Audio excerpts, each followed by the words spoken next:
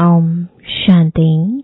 आज 2 जनवरी 2025 बाबा के महावाक्य हैं। मीठे बच्चे, बाप का पाठ एक्यूरेट है। वह अपने समय पर आते हैं, जरा भी फर्क नहीं पड़ सकता। उनके आने का यादगार शिवरात्रि खूब धूमधाम से मनाओ। प्रश्न है, किन बच्चों के विकर्म पूरे विनाश नहीं हो पाते? उत्तर है, जिनका योग ठीक नहीं है। बाप की याद नहीं रहती तो विकर्म विनाश नहीं हो पाते। योग युक्त न होने से इतनी सद्गति नहीं होती। पाप रह जाते हैं, फिर पद भी कम हो जाता है। योग नहीं तो नाम रूप में फंसे रहते हैं। उनकी ही बातें याद आती रहती हैं। वह देही अभिमानी रह नहीं सकते। गीत है, यह कौन आज आया सवेरे सवेरे। ये कौन आज आया सवेरे सवेरे,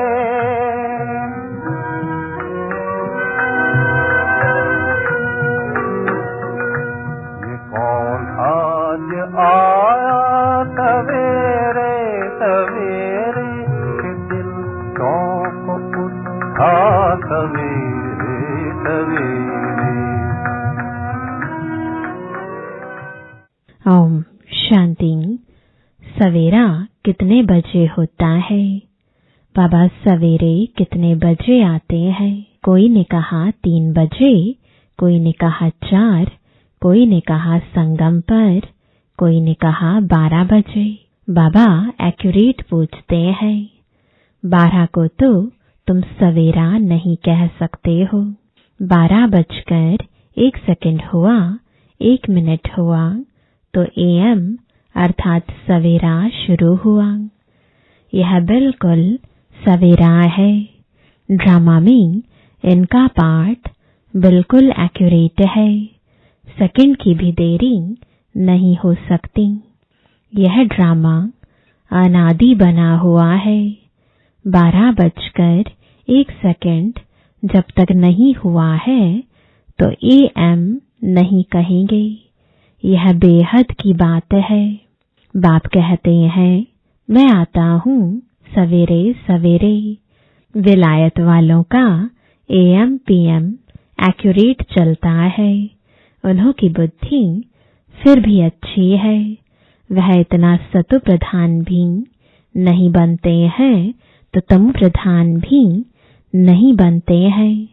भारतवासी ही 100% सतु प्रधान, फिर 100% तमु प्रधान बनते हैं। तो बाप बड़ा एक्यूरेट है। सवेरे अर्थात 12:01 सेकंड का हिसाब नहीं रखते। सेकंड पास होने में मालूम भी नहीं पड़ता। अब यह बातें तुम बच्चे ही समझते हो। दुनिया तो बिल्कुल घोर अंधियारे में है। बाप को सभी भक्त दुख में याद करते हैं, पतित पावन आओ। परंतु वह कौन है, कब आते हैं, यह कुछ भी नहीं जानते।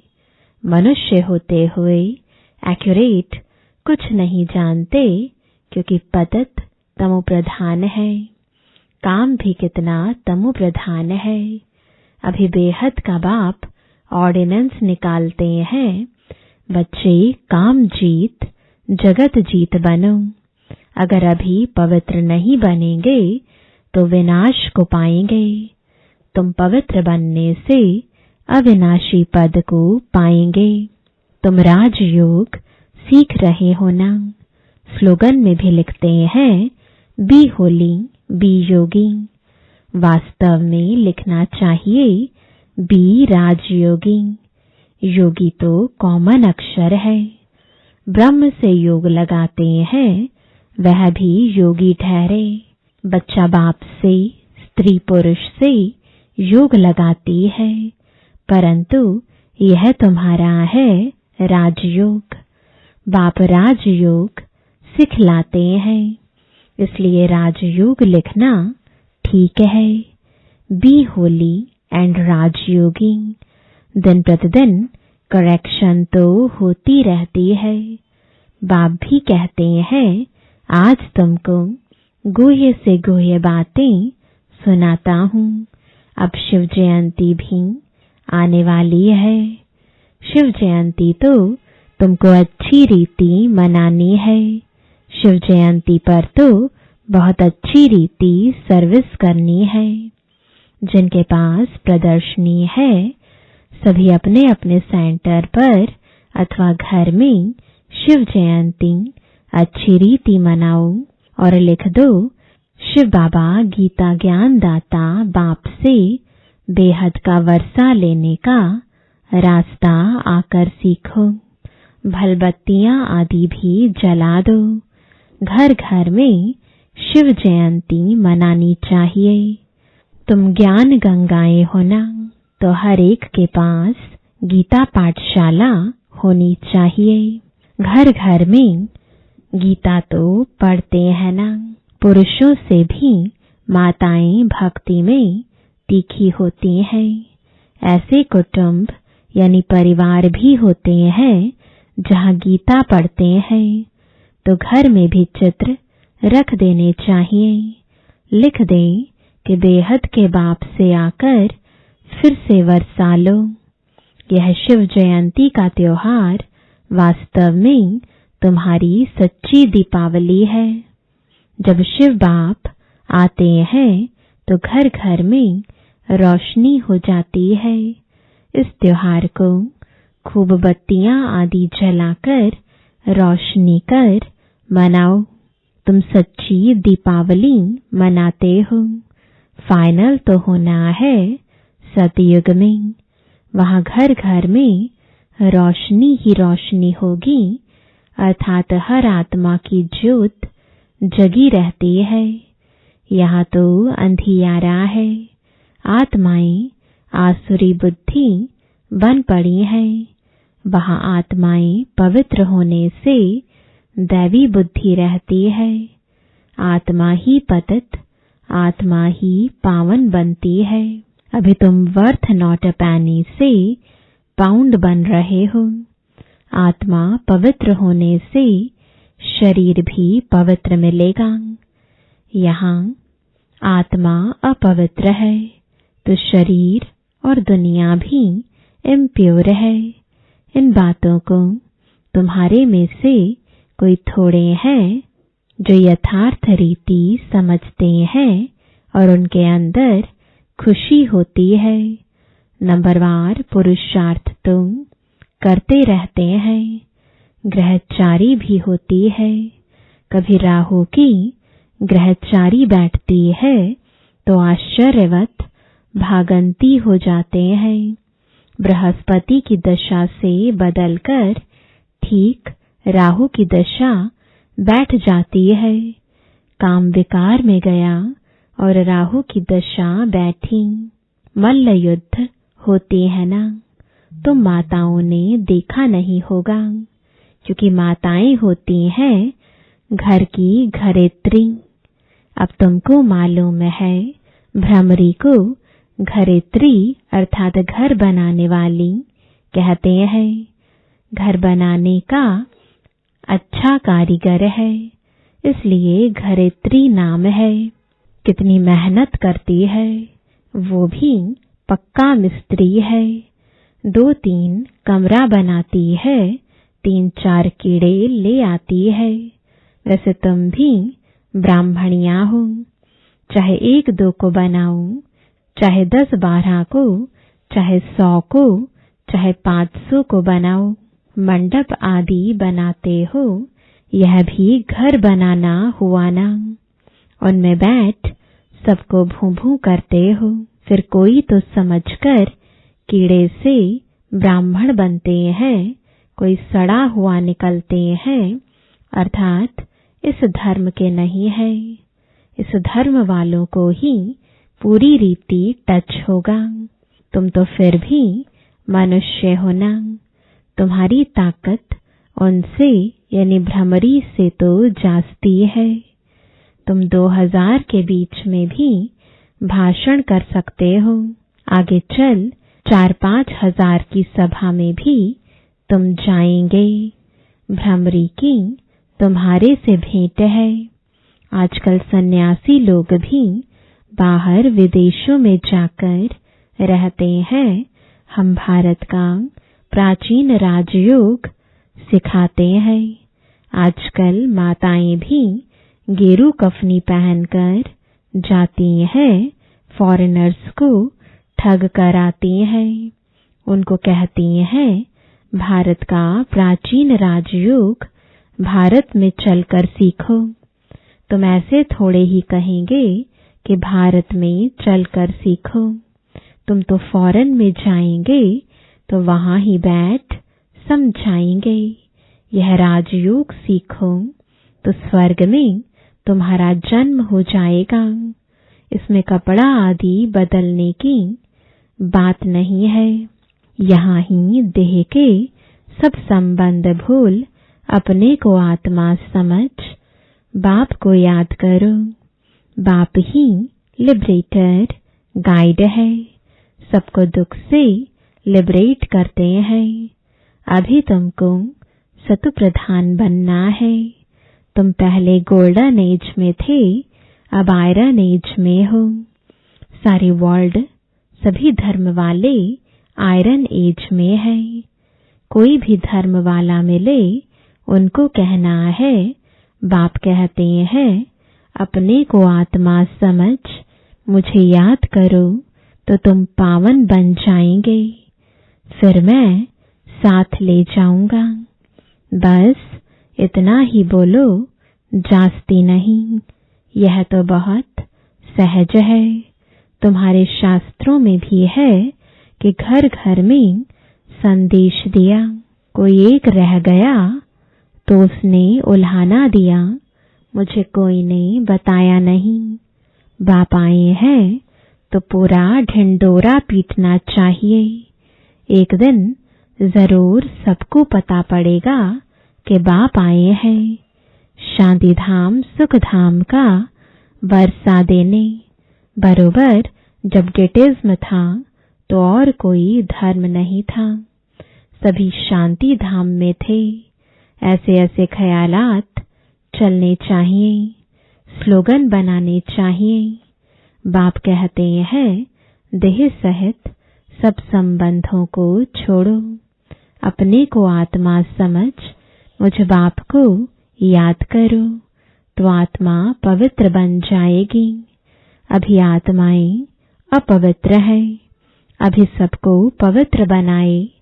बाप गाइड बन वापस ले जाएंगे। सब अपने अपने सेक्शन में चले जाएंगे। फिर डेटी धर्म वाले नंबरवार आएंगे। कितना सहज है, यह तो बुद्धि में धारण होना चाहिए। जो सर्विस करते हैं वह छिपे नहीं रह सकते। डिसर्विस करने वाले भी छिप नहीं सकते। सर्विसेबल को तो बुलाते हैं। जो कुछ भी ज्ञान नहीं सुना सकते उनको थोड़े ही बुलाएंगे। वह तो और ही नाम बदनाम कर देंगे। कहेंगे बीके ऐसे होते हैं क्या, पूरा रिस्पॉन्ड भी नहीं करते तो नाम बदनाम हुआ ना। शिव बाबा का नाम बदनाम करने वाले ऊंच पद पा ना सके। जैसे यहाँ भी कोई तो करोड़पति है, पदमपति भी है। कोई तो देखो भूख मर रहे हैं। ऐसे बैगर्स भी आकर प्रिंस बनेंगे। अभी तुम बच्चे ही जानते हो, वही श्री कृष्ण जो स्वर्ग का प्रिंस था वह फिर बैगर बनते हैं। फिर बैगर टू प्रिंस बनेंगे। यह बैगर थे ना, थोड़ा बहुत कमाया वह भी तुम बच्चों के लिए, नहीं तो तुम्हारी संभाल कैसे हो। यह सब बातें शास्त्रों में थोड़े ही हैं। शिव बाबा ही आकर बतलाते हैं। बरोबर यह गांव का छोरा था, नाम कोई श्री कृष्ण नहीं था। यह आत्मा की बात है, इसलिए मनुष्य मूंझे हुए हैं। तो बाबा ने समझाया, शिव जयंती पर हर एक घर घर में चित्रों पर सर्विस करे। लिख दे कि बेहद के बाप से 21 जन्मों के लिए स्वर्ग की बादशाही सेकंड में कैसे मिलती है। सो आकर समझो। जैसे दिवाली पर मनुष्य बहुत दुकान निकाल बैठते हैं, तुमको फिर अविनाशी ज्ञान रत्नों का दुकान निकाल बैठना है। तुम्हारा कितना अच्छा सजाया हुआ दुकान होगा। मनुष्य दिवाली पर करते हैं, तुम फिर शिव जयंती पर करो। जो शिव बाबा सबके दीप जगाते हैं, तुमको विश्व का मालिक बनाते हैं, वह तो लक्ष्मी से विनाशी धन मांगते हैं और यहाँ जगदम्बा से तुमको विश्व की बादशाही मिलती है। यह राज बाप समझाते हैं। बाबा कोई शास्त्र थोड़े ही उठाते हैं। बाप कहते हैं मैं नॉलेजफुल होना। हाँ, यह जानते हैं फलाने फलाने बच्चे सर्विस बहुत अच्छी करते हैं, इसलिए याद पड़ती है। बाकी ऐसे नहीं कि एक एक के अंदर को बैठ जानता हूँ। हाँ, कोई समय पता पड़ जाता है, यह पततः है शक पड़ता है। उनकी शक्ल ही मायूस हो जाती है, तो ऊपर से बाबा भी कहला भेजता है, इनसे पूछो। यह भी ड्रामा में नोंद है, जो कोई कोई के लिए बताते हैं, बाकी ऐसे नहीं सबके लिए बताएंगे। ऐसे तो ढेर हैं, काला मुंह करते हैं, जो करेंगे सो अपना ही नुकसान करेंगे। सच बतलाने से कुछ फायदा होगा, नहीं बताने से और ही नुकसान करेंगे। समझना चाहिए बाबा हमको गोरा बनाने आए हैं और हम फिर काला मुंह कर लेते हैं। यह है ही कांटों की दुनिया, ह्यूमन कांटे हैं। सतयुग को कहा जाता है गार्डन ऑफ अल्लाह और यह है फॉरेस्ट। इसलिए बाप कहते हैं जब जब धर्म की ग्लानि होती है तब मैं आता हूँ। फर्स्ट नंबर श्री कृष्ण देखो फिर 84 जन्मों के बाद कैसा बन जाता है। अभी सब है तमो प्रधान, आपस में लड़ते रहते हैं। यह सब ड्रामा में है, फिर स्वर्ग में यह कुछ नहीं होगा। पॉइंट्स तो ढेर की ढेर हैं, नोट करनी चाहिए। जैसे बैरिस्टर लोग भी पॉइंट्स का बुक रखते हैं ना, डॉक्टर लोग भी किताब रखते हैं, उसमें देखकर दवाई देते हैं। तो बच्चों को कितना अच्छी रीति पढ़ना चाहिए, सर्विस करनी चाहिए।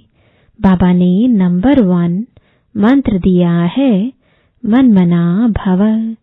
बाप और वर्षे को याद करो तो स्वर्ग के मालिक बन जाएंगे। शिव जयंती मनाते हैं, परंतु शिव बाबा ने क्या किया? जरूर स्वर्ग का वर्षा दिया होगा। उसको 5000 वर्ष हुए। स्वर्ग से नर्क, नर्क से स्वर्ग बनेगा। बाप समझाते हैं बच्चे योग युक्त बनो तो तुम्हें हर बात अच्छी रीति समझ में आएगी। परंतु योग ठीक नहीं है, बाप की याद नहीं रहती तो कुछ समझ नहीं सकते। विकर्म भी विनाश नहीं हो पाते। योग युक्त न होने से इतनी सद्गति भी नहीं होती है। पाप रह जाते हैं, फिर पद भी कम हो जाता है। बहुत है, योग कुछ भी नहीं है। नाम रूप में फंसे रहते हैं। उनकी ही याद आती रहेगी तो वे कर्म विनाश कैसे होंगे। बाप कहते हैं देही अभिमानी बनो। अच्छा, मीठे मीठे सिकिलदे बच्चों प्रति माता पिता बाप दादा का याद प्यार और गुड मॉर्निंग। रूहानी बाप की रूहानी बच्चों को नमस्ते। रूहानी बच्चों की रूहानी बाप दादा को गुड मॉर्निंग और नमस्ते। धारणा के लिए मुख्य सार है, पहला, शिव जयंती पर अविनाशी ज्ञान रत्नों का दुकान निकाल सेवा करनी है। घर घर में रोशनी कर सबको बाप का परिचय देना है। दूसरा, सच्चे बाप से सच्चा होकर रहना है। कोई भी विकर्म करके छिपाना नहीं है। ऐसा योग युक्त बनना है जो कोई भी पाप रह ना जाए। किसी के भी नाम रूप में नहीं फंसना है। वरदान है, मैंपन के भान को मिटाने वाले ब्रह्मा बाप समान श्रेष्ठ त्यागी भव। संबंध का त्याग, वैभवों का त्याग कोई बड़ी बात नहीं है, लेकिन हर कार्य में संकल्प में भी औरों को आगे रखने की भावना रखना, अर्थात अपनेपन को मिटा देना, पहले आप करना, यह है श्रेष्ठ त्याग। इसे ही कहा जाता स्वयं के भान को मिटा देना। जैसे ब्रह्मा बाप ने सदा बच्चों को आगे रखा, मैं आगे रहूं, इसमें भी सदा त्यागी रहे। इसी त्याग के कारण सबके आगे अर्थात नंबर 1 में जाने का फल मिला। तो फॉलो फादर। स्लोगन है, फट से किसी का नुक्स निकाल देना, यह भी दुख देना है। आज का अव्यक्त इशारा अपनी शक्तिशाली मनसा द्वारा प्रकाश देने की सेवा करो। जैसे ऊंची टॉवर से प्रकाश देते हैं, लाइट माइट फैलाते हैं, ऐसे आप बच्चे भी अपनी ऊंची स्थिति अथवा ऊंचे स्थान पर बैठ कम से कम 4 घंटे विश्व को लाइट और माइट दो। जैसे सूर्य भी विश्व में रोशनी तब दे सकता है जब ऊंचा है, तो साकार सृष्टि को प्रकाश देने के लिए ऊंचे स्थान निवासी बनो। ओम शांति।